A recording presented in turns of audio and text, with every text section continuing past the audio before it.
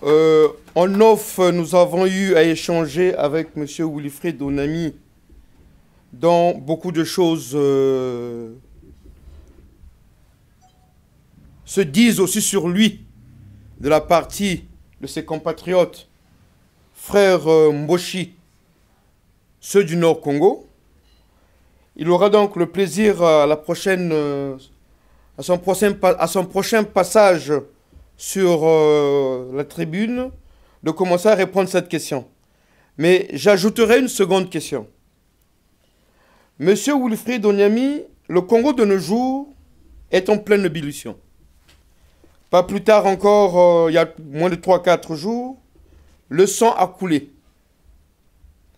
Mais quand nous analysons les archives de l'histoire de notre pays, les 13, 14 et 15 août 1963 se déroule dans notre beau pays un épisode qui s'appelle la Révolution.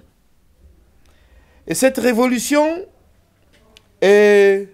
pousse le président Yulu à démissionner. Le président Jacques Opango se retrouve à l'étranger. Et il rentre à Brazzaville. Et quand il rentre à Brazzaville, on lui propose de prendre la place par certains officiers originaires du nord de notre pays. Est-ce que vous aviez vent de cet épisode? Si oui, avec les propos qu'on donne au jour d'aujourd'hui, que vous êtes un Mboshi vendu à la cause du Sud du Congo, on vous présente comme un être qui ne comprend pas que le pouvoir doit revenir au Nord Congo.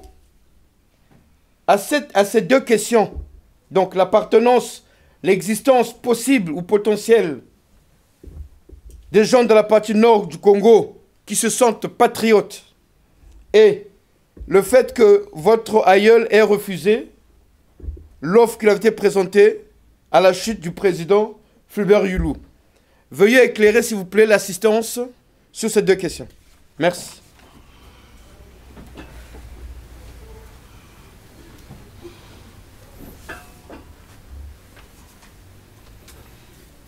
Question courte, réponse courte.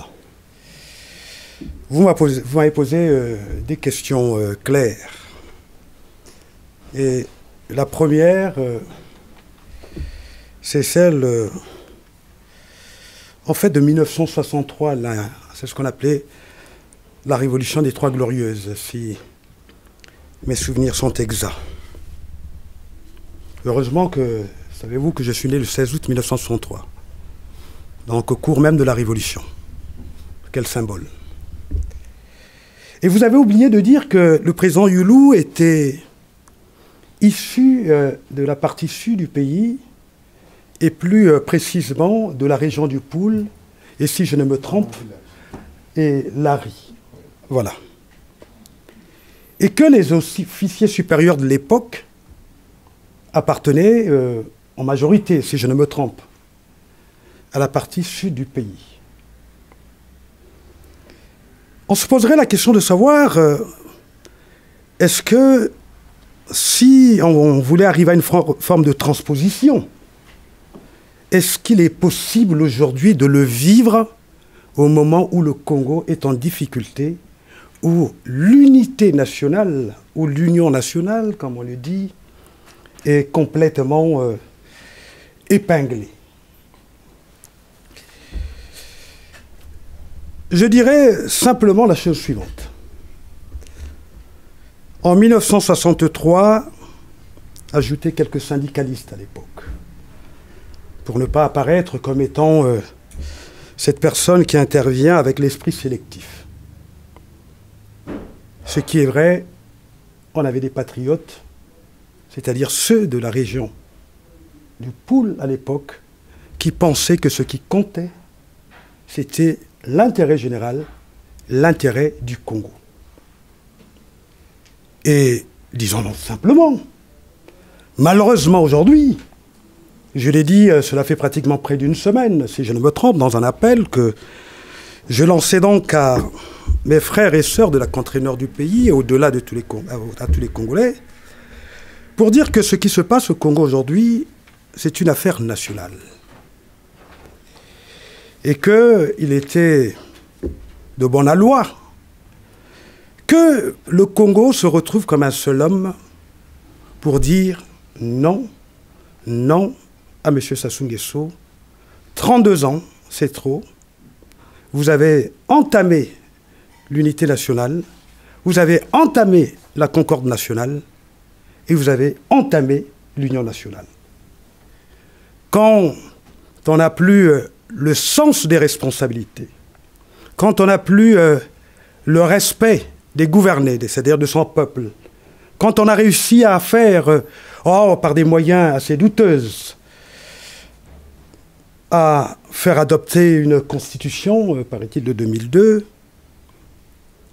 et quand on ne respectait rien, je crois qu'on ne méritait plus jamais avoir la responsabilité de pouvoir conduire le pouvoir ou encore un peuple. Mais ce qui est intéressant, vous savez, c'est une idée de Albert Einstein, simplement pour reprendre ce que disait le président Boukadia, dans ces moments difficiles, est-ce que les voix se sont élevées pour dire non, non, parce que M. Sassou Nguesso a imposé un état d'urgence dans la partie nord du pays et a envoyé les escadrons de la mort dans la partie sud du pays, plus précisément à Bas-Congo, où nous comptons énormément de morts. Le président Boukadia a donc dit que la responsabilité de certains Congolais qui se retrouvent dans la partie nord du pays semble quelque peu engagée. Le droit le dira un jour et la justice également le dirait. Je vais donc terminer par cette belle phrase de Albert Einstein pour corroborer ce que disait M. Boukadia, non pas dans un souci d'accepter tout ce qu'il dit, mais c'est simplement pour conforter l'idée selon laquelle ce qui se passe au Congo est une affaire nationale et que tous les Congolais sont dans l'obligation, comme un seul homme droit dans leurs bottes, prendre le chemin du palais présidentiel pour demander à M. Sassou Nguesso de partir. Albert Einstein disait le monde est dangereux. Oui, il est dangereux, simplement parce que quand on prend un philosophe anglais, lui disait que l'homme est né mauvais, si l'expression est belle, et que c'est les structures dans lesquelles, les structures sociales où il se trouve, qui peuvent éventuellement le transformer. Et on a eu un contradicteur, également un philosophe français, si je ne me trompe pas, Jean-Jacques Rousseau, qui disait que l'homme est né bon, mais c'est l'État qui le corrompt. Donc, Einstein disait que le monde est dangereux à vivre, certes. Non pas tout à cause de ceux qui font le mal, mais à cause de ceux qui regardent et laissent faire.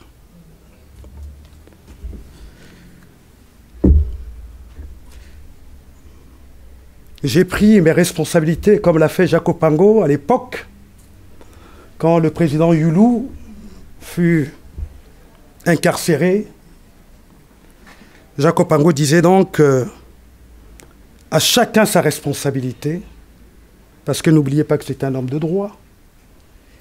Et il avait pris ses responsabilités et s'est retrouvé donc incarcéré avec le président Youlou. J'ai pris mes responsabilités. J'ai dit ce que je pense. Et je pense que le Congo est en train de souffrir simplement parce que nous avions une classe politique ou un système où il y a un groupe d'individus qui pensent que le pouvoir doit être conservé dans la partie nord du pays, au moment où je pense, à mon sens, quand je vois la définition de l'homme par l'anthropologue, lui pense que l'homme est un. À quoi bon avoir la capacité de vivre dans un pays aussi multiculturel, aussi multiracial, permettez-moi cette expression, c'est vrai qu'elle n'est pas assez élégante, comme la France, et ne pas comprendre et ne pas faire un effort pour que les Congolais puissent vivre ensemble. Non, que le Congo soit commandé demain par un Congolais et non par quelqu'un qui pense que c'est lui qui est le seul et que si demain il n'est plus au pouvoir, les hommes de la partie nord disparaîtront. Faux et faux. Un autre, je crois que c'est Georges Clemenceau qui disait « Les cimetières sont pleins d'hommes irremplaçables, mais qui ont fini par être remplacés. » Voilà ma réponse à M. Sassou Nguesso. Je vous remercie.